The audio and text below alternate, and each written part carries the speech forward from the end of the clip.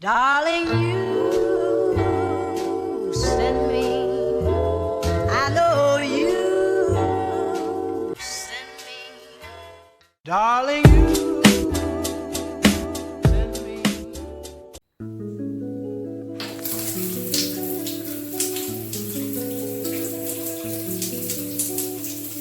Hey guys! So, it's a normal day and kakatapos ko lang maligo.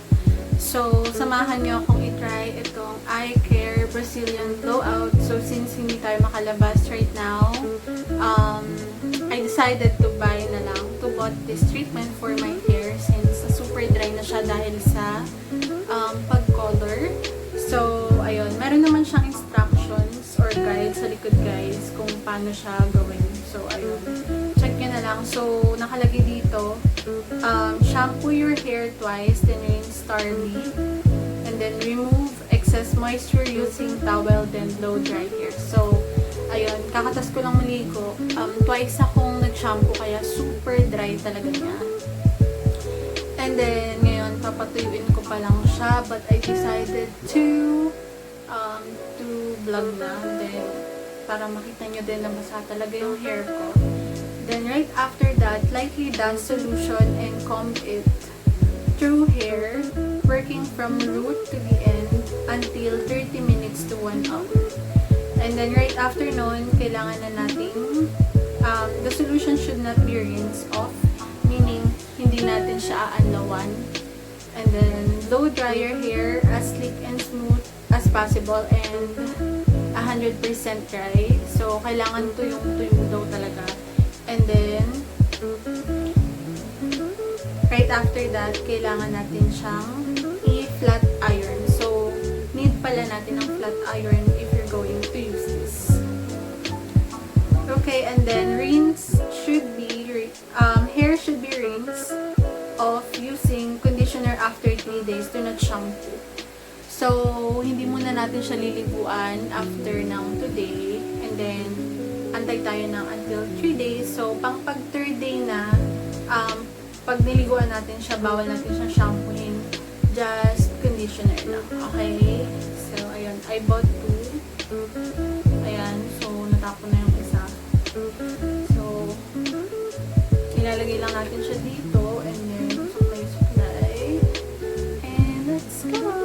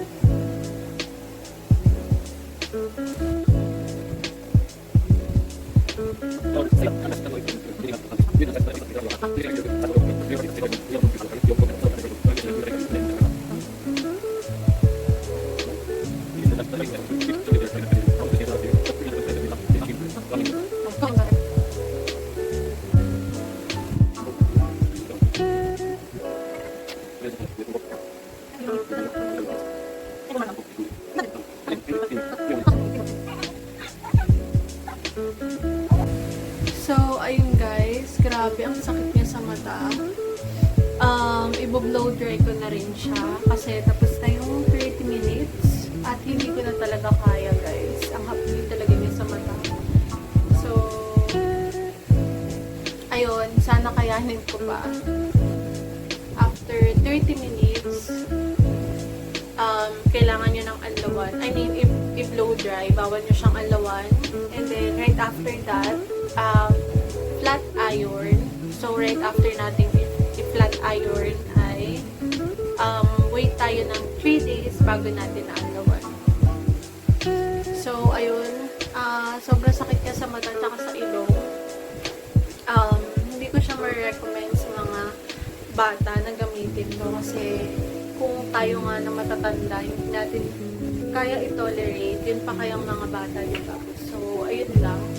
I hope na maganda tong product. So, ayun. Medyo namumula-mula din yung, ayan, yung sa anit ko. Kung makikita nyo, ayan, sa head ko. So, ayun. Parang ayoko na ipagpatuloy ito, charot. So, tignan natin. And, balikan ko kayo ulit. Bye!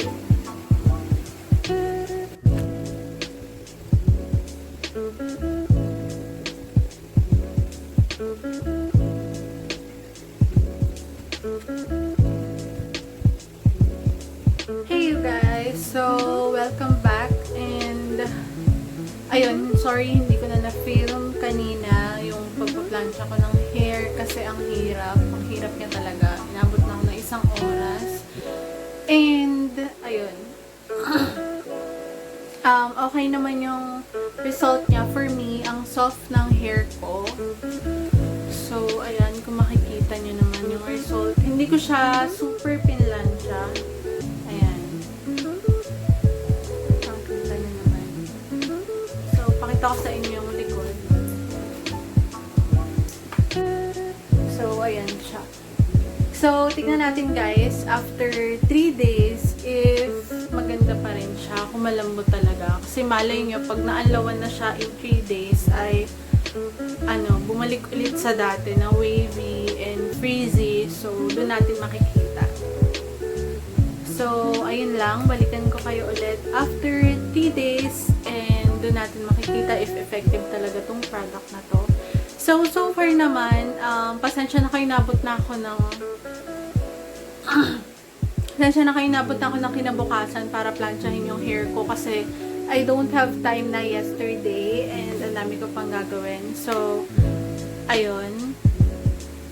And nung naligo na, nung kagabi naman, bago ako matulog, ang baho niya talaga guys. Pero so far naman, hindi na siya masakit sa mata. Kaya, ayun, okay na. But, ayun, nung application lang talaga yung pinaka-hate ko sa kanya so far kasi super sakit niya sa mata and sa ilong. Talagang pag nalalanghap mo yung chemical niya, ang sakit sa dibdib.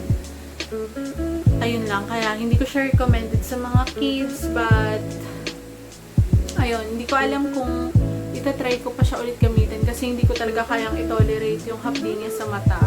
And kagabi nga, pinag-iisipan ko kung itutuloy ko pa ba or hugasan ko na siya ng water kasi parang hindi ko na kayang tiisin yung hapdi niya. But ayun, for the sake of this vlog, charot, syempre gusto ko rin talaga siyang matry. So ayun, and tignan natin and balikan ko kayo after 3 days. So dyan lang muna kayo guys, stay tuned.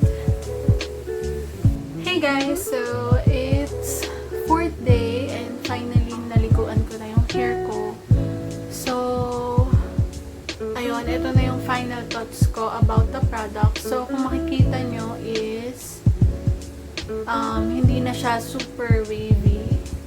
Hindi naman talaga pang pa-straight yung product na yun guys.